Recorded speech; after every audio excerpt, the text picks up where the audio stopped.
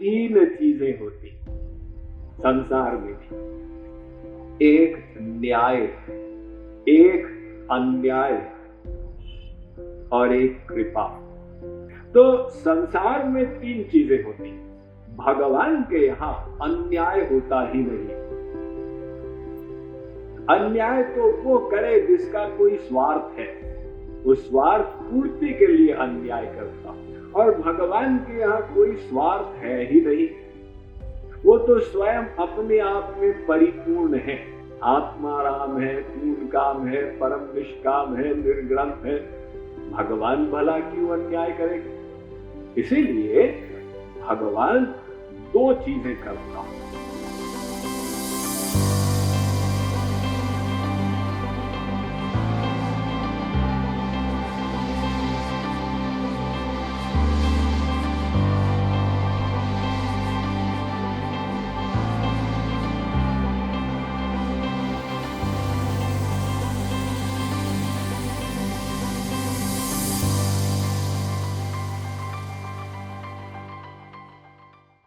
छत्तीसवां, अपि चेदसि पापेभ्यः, अपि चेदसि पापेभ्यः सर्वेभ्यः पापकृत्तमः,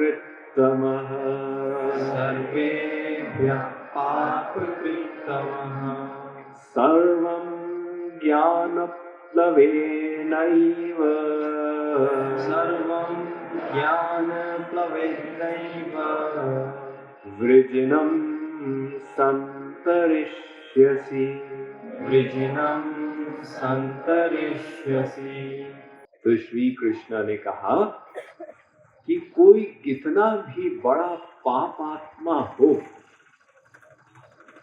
कितने भी उसने पाप किए हो, वो व्यक्ति अगर अपने को ज्ञान रूपी नौका में स्थित कर दे तो भव सागर को पार कर जाएगा। फैक्ट में हम सब लोग अनंत पाप किए हैं। हम लोग जो बहुत बड़े पापात्मा के लिए अजामिल के दृष्टांत देते हैं, ये तो एक जन्म की दृष्टि से देते कि इस जन्म में अजामिल ने बहुत पाप किए, लेकिन पाप पुण्य का लेखा जोखा भगवान के दरबार में एक जन्म का नहीं है। जैसे एक व्यापारी कहे, साहब मेरी तो आज 10,000 रुपए की कमाई हो गई। वाह, एक दिन में? तो महीने में तुम 3 लाख कमा लेते होगे। अरे नहीं साहब, आज 10,000 मुनाफा हुआ, कल 5,000 होगा, अगले दिन 2,000 होगा, अगले दिन 5,000 का घाटा होगा। ये तो दिवाली पर जब हम हिसाब बिठाएंगे, हिसाब करेंगे, तब पता चलेगा साल भर का क्या प्रॉफिट हुआ। तो एक दिन का कोई हिसाब नहीं होता। इसी प्रकार से भगवान कहते हैं पाप पुण्य की बात एक जन्म की नहीं, तुम सबके अनंत जन्म बीत चुके। अब अनंत जन्मों में अगर हमने पाप किए, एक भी किए, तो अनंत जन्मों में अनंत हो गए। तो हम कैसे कहें हम पापात्मा नहीं है? धृतराष्ट्र ने श्री कृष्ण से प्रश्न किया महाभारत के पश्चात। धृतराष्ट्र ने कहा, महाराज मैंने ऐसा कौन सा पाप किया था कि मैं बूढ़ा, मेरे 100 पुत्र मेरी ही आयु के अंतर्गत मर गए और मैं उनके दुख, उनके वियोग को भोग रहा हूं। ऐसा मैंने कौन सा पाप किया? श्री कृष्ण ने कहा, धृतराष्ट्र इस जन्म में तुमने ऐसा कोई पाप नहीं किया, पिछला जन्म तुमको याद है? धृतराष्ट्र को वरदान था, उसको 3 पूर्व जन्म याद थे। उसने कहा, महाराज पिछले जन्म में भी ऐसी कोई बात नहीं। अच्छा, उससे पहले उसमें भी ऐसी कोई बात नहीं, उससे पहले उसमें भी कोई ऐसी बात नहीं, उससे पहले महाराज वो तो मुझे याद नहीं। तो भगवान ने कहा, धृतराष्ट्र तुझे याद नहीं है, लेकिन मेरे पास तेरे अनंत जन्मों का हिसाब किताब है। वो अनंत जन्मों के हम सब जीवों के साथ अनंत पाप पुण्य जुड़े हुए। अब उनको यदि हम भोगने चले तो अनंत काल तक भोगते जाएं, क्योंकि अनंत माइनस अनंत फिर भी अनंत ही लगेगा। तो अनंत काल तक भोगते जाओ, वो खत्म ही नहीं होंगे। तो वो जो लेखा जोखा है पापों का, एक ही प्रकार से खत्म हो सकता अगर भगवान ही कृपा करके वो हिसाब को फाड़ के फेंक दे या भस्म कर दे। यानी भगवान की कृपा आए, उसका प्रादुर्भाव हो, तब ये पाप पुण्य का हिसाब खत्म हो। तो भगवान की कृपा कैसे होगी? देखिए, 3 चीजें होती संसार में भी। एक न्याय, एक अन्याय और एक कृपा।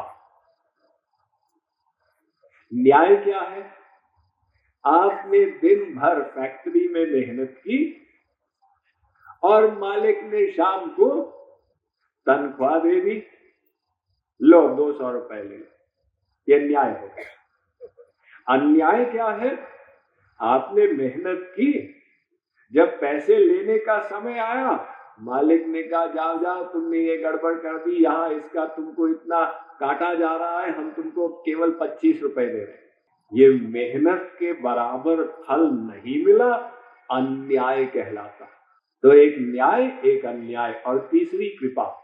कृपा क्या है? आपने कहा मालिक से कि वो लड़की की शादी करानी है, मुझे 3 लाख की आवश्यकता है, थोड़ा कर्जा दे दो। उसने आपके नाम पर लोन लिख दिया, ये मालिक ने कृपा कर दी।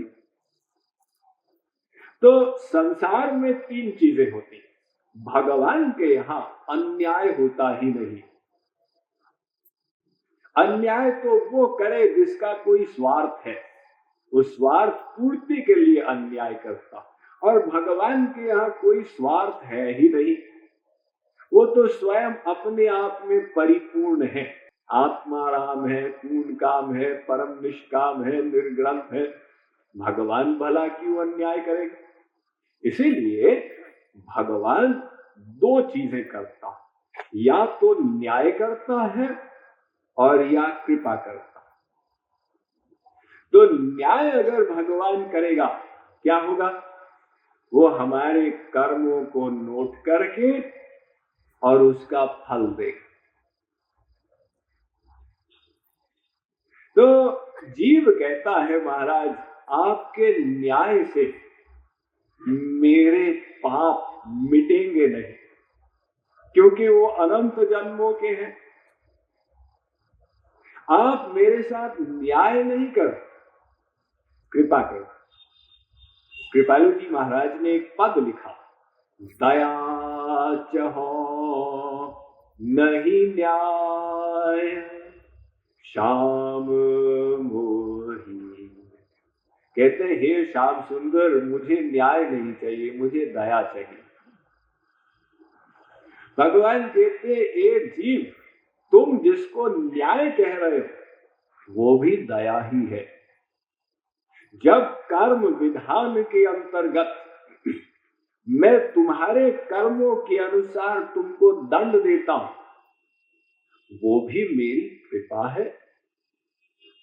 देखो, मां के 2 स्वरूप होते हैं। एक वो बच्चे को लाड प्यार देती है, भोजन कराती है, स्नेह देती है, चिपटाती है, और दूसरा वो कभी कभी बच्चे को दंड दे देती है। तुमने पढ़ाई नहीं की, खड़े हो जाओ दीवार के साथ, तुम्हारा पेट गड़बड़ है, कुछ नहीं मिलेगा। तो ये जो मां कर रही है, कोप नहीं कर रही है, ये भी मां की कृपा का, मां के प्रेम का ही स्वरूप है। ऐसे ही भगवान कहते हैं कि जब कर्म विधान के अनुसार मैं जीव को झापड़ लगाता हूं, ये भी मेरी कृपा है। जीव बेचारा नहीं समझता, भगवान को गाली देता है, भगवान बड़ा खराब है, मुझे दुख दे रहा है। भगवान कहते भाई हम दुख दे रहे हैं, फिर भी तुम संसार से विरक्त नहीं होते, हमारी तरफ नहीं चलते। अगर हम दुख नहीं देते तब तो अहंकार युक्त होकर आउट ऑफ कंट्रोल हो जाते। इसलिए भगवान कहते हैं कर्म विधान भी मेरी कृपा है। जीव कहता महाराज वो तो ठीक है, कृपा है, मुझे विशेष कृपा चाहिए। वो विशेष कृपा जब होगी तो आप अनंत जन्मों के पापों को भस्म कर देंगे, वो कृपा चाहिए। तो भगवान कहते हैं देखो उसके लिए एक नियम है, वो नियम को समझ लो, उसका पालन कर लो और कृपा कर दो। वो नियम क्या है? भगवान ने यही गीता के 18वें अध्याय के अंत में 66वें श्लोक में बताया। बहुत प्रसिद्ध श्लोक है, सर्वधर्मान् परित्यज्य मामेकं शरणं व्रज अहं त्वां सर्वपापेभ्यो मोक्षयिष्यामि मा शुच। अर्जुन सब धर्मों को छोड़कर मेरी शरण में आ जा, बस मैं तुझे सब पापों से रिहा कर दूंगा। भगवान कहते हैं ये भी नियम होता है, ये कृपा भी नियम से होती है, आकस्मिक की घटना नहीं होती। देखिए जैसे सुप्रीम कोर्ट का जज वो न्याय करता और सुप्रीम कोर्ट के जज ने न्याय अनुसार फांसी दंड दे दिया, दफा 302 लागू कर दी, तो भी कानून ये कहता कि वो व्यक्ति राष्ट्रपति के पास जा सकता है कृपा के लिए, और राष्ट्रपति यदि चाहे तो उसको माफ कर दे। लेकिन राष्ट्रपति मन माना माफ नहीं कर सकता, उसके लिए भी विधान है, अगर ऐसा ऐसा ऐसा हिसाब बैठ जाए तो माफ कर दे। तो सर्वत्र नियम होते हैं, ऐसे ही भगवान कहते हैं मेरी वो कृपा जिससे तुम्हारे सब पाप भस्म हो जाएंगे, कोई आकस्मिक की घटना नहीं है, वो भी नियम अनुसार होती है। उस नियम को समझ जाओ, तुम मेरी शरण में आ जाओ। तो जो जीव ज्ञान में स्थित हो जाता वो इस नियम को समझ जाता और वो नियम के अनुसार भगवान की शरणागति करके बड़े से बड़ा पापात्मा भी अपने सब पापों को धो देता है और माया से मुक्त हो जाता है। Mind management, life transformation, power of thoughts आदि प्रेरणादायक एवं आध्यात्मिक वीडियोस के लिए सब्सक्राइब करें स्वामी मुकुंदानंद हिंदी यूट्यूब चैनल को और बेल आइकन को अवश्य दबाएं ताकि आपको ये वीडियोस मिले सबसे पहले।